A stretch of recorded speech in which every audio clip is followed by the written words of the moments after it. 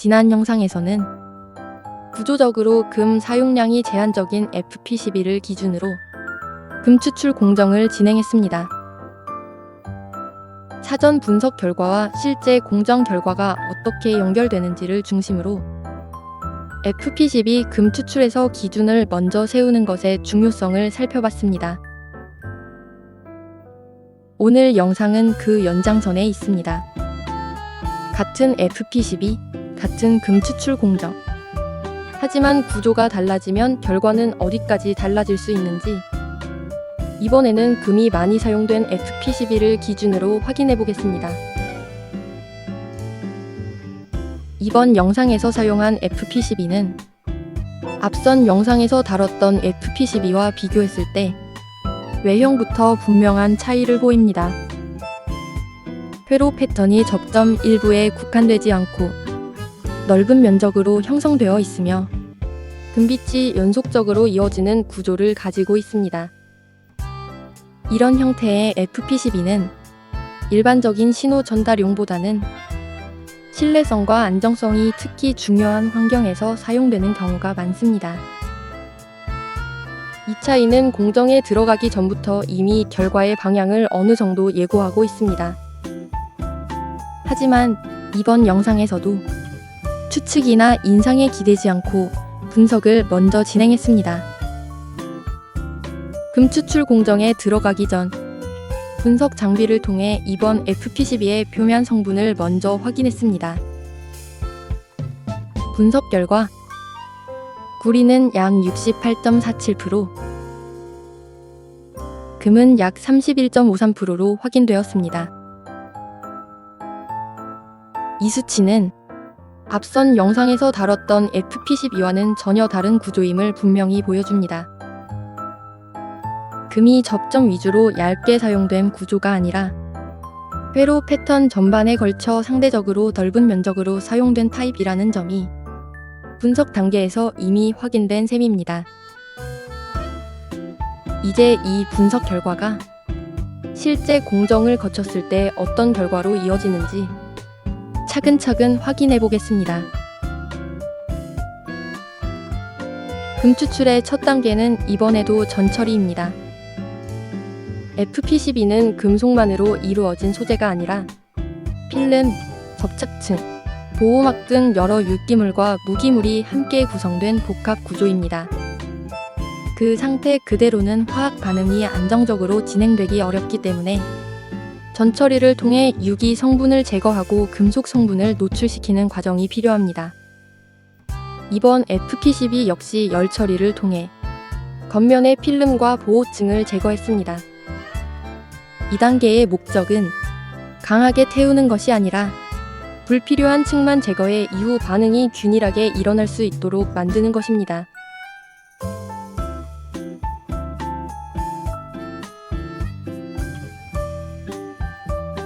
전처리가 완료된 FP12는 질산 반응을 진행합니다. FP12에서 회로의 대부분을 차지하는 금속은 구리이며 이 구리가 남아있는 상태에서는 금회수가 효율적으로 이루어지기 어렵습니다. 질산은 구리와 선택적으로 반응해 구리를 용해시키고 금은 반응하지 않고 고체 상태로 남게 됩니다. 이번 공정에서도 반응 속도를 고려해 가열을 병행하며 질산 반응을 진행했습니다.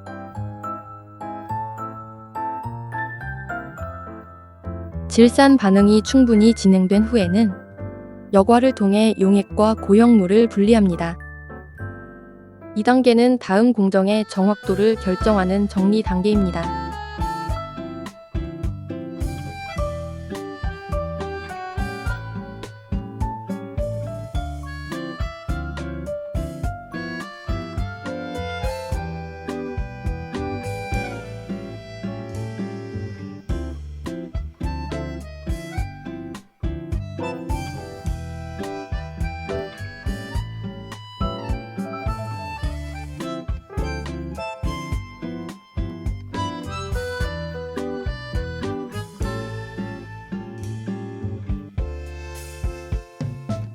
이번 FP12는 구조적으로 금이 회로 내부 깊숙한 부분까지 사용된 타입입니다.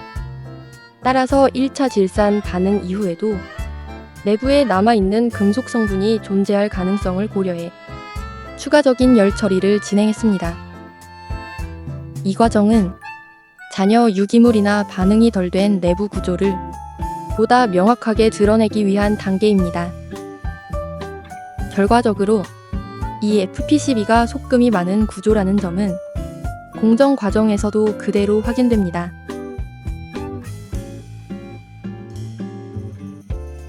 추가 열 처리 이후 다시 한번 질산 반응을 진행합니다.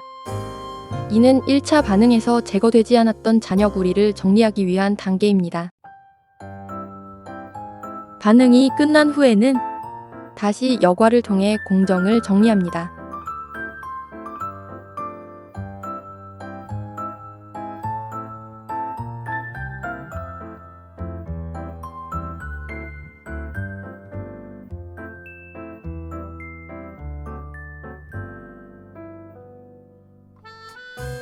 질산 반응과 여과가 마무리되면 이제 왕수 반응으로 넘어갑니다.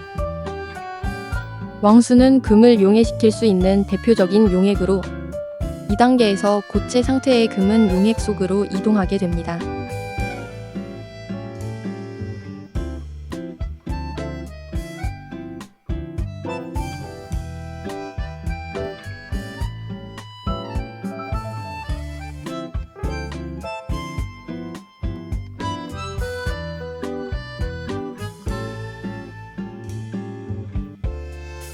왕수 반응이 끝난 후에는 다시 한번 여과를 진행합니다.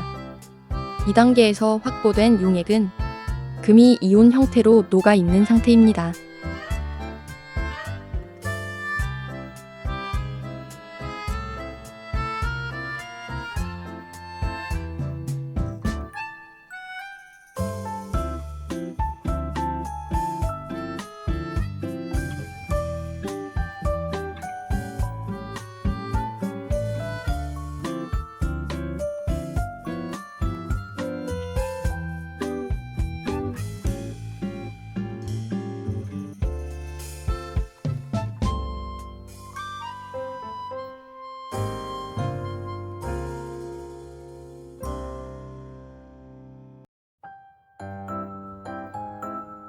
여과된 용액에는 잔존 질산 성분이 남아있을 수 있기 때문에 요소를 사용해 중화 과정을 진행합니다.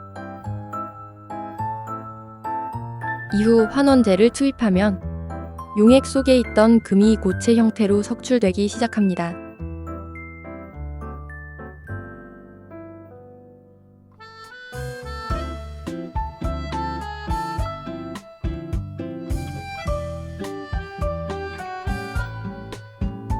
이 과정 역시 적정 온도를 유지하며 반응을 진행했고 미세한 금 입자가 보다 효율적으로 회수될 수 있도록 뭉집제를 투입하며 뭉치는 정도를 확인했습니다.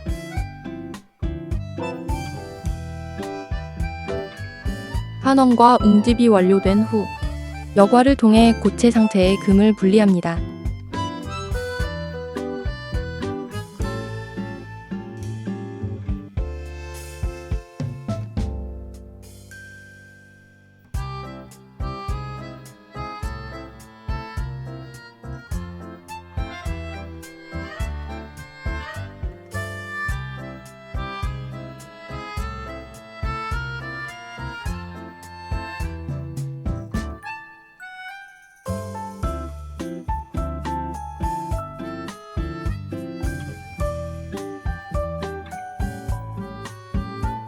분리된 금 성분은 보관위에 옮겨 완전히 건조시킨 뒤 공정의 마지막 단계인 용용 과정을 거쳐 금속 형태로 정리됩니다.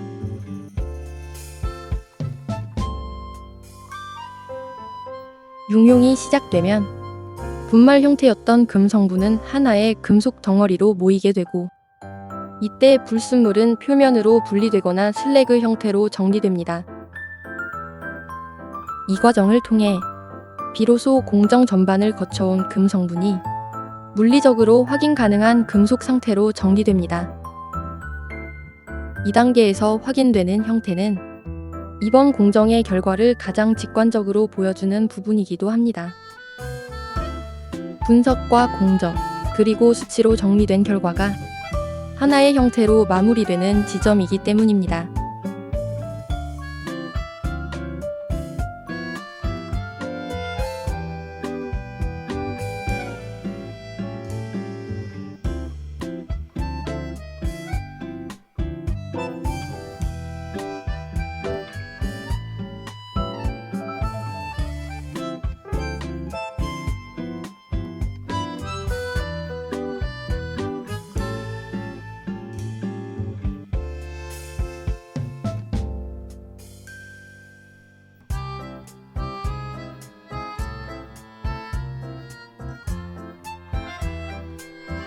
이제 이번 공정의 결과를 정리해 보겠습니다. 이번 금 추출에 사용된 FP12의 총무게는 4.07kg입니다. 최종적으로 회수된 금의 무게는 92.87g. 분석 결과 순도는 약 99.8%로 확인되었습니다. 이를 1kg 기준으로 환산하면 kg당 약 22.82g 수준입니다. 공정 전 분석에서 금 함량은 약 31.53%로 확인되었습니다. 실제 공정 결과 역시 이 분석 결과와 방향성 면에서 크게 벗어나지 않습니다. 즉, 이번 결과는 우연히 나온 수치가 아니라 구조적으로 금이 넓은 면적으로 사용된 FP12의 특성이 공정을 거쳐 그대로 드러난 결과입니다. 이번 FP12에서 금이 많이 회수된 이유는 공정의 차이가 아니라 구조의 차이입니다. 금이 접점 일부에만 사용된 구조가 아니라 회로 전반에 걸쳐 넓은 면적으로 적용되어 있었기 때문에 같은 공정을 적용하더라도 결과는 크게 달라질 수밖에 없습니다. 앞선 영상과 이번 영상을 나란히 놓고 보면 FP12 금 추출을 바라보는 기준이 보다 분명해집니다. 두 영상은 공정 자체가 달랐던 것이 아니라 같은 공정을 서로 다른 구조의 FP12에 적용했을 때 결과가 어떻게 달라지는지를 보여주는 비교였습니다. 금이 적게 사용된 FP12에서는 사전 분석 단계에서부터 금 사용 범위가 제한적이라는 점이 확인되었고 실제 공정 결과 역시 그 구조적 특성을 그대로 반영했습니다. 반면 이번 영상에서 다룬 FP12는 분석 단계에서부터 금이 넓은 면적으로 사용된 구조라는 점이 확인되었고 공정 결과 역시 그 분석과 자연스럽게 이어졌습니다. 이 두 결과를 통해 확인할 수 있는 점은 분명합니다. 같은 전처리, 같은 질산 반응, 같은 왕수 반응, 같은 환원과 육용 과정을 거쳤음에도 결과가 크게 달라진 이유는 공정이 달라서가 아니라 기판 안에서 금이 사용된 방식이 달랐기 때문입니다. 그래서 FP12 금 추출에서는 얼마가 나왔다는 결과만으로 이야기를 끝내기보다는 왜 이 구조에서는 이 정도가 나왔는지, 사전 분석 결과와 실제 공정 결과가 어떻게 연결되는지 이 흐름을 함께 보는 것이 중요합니다.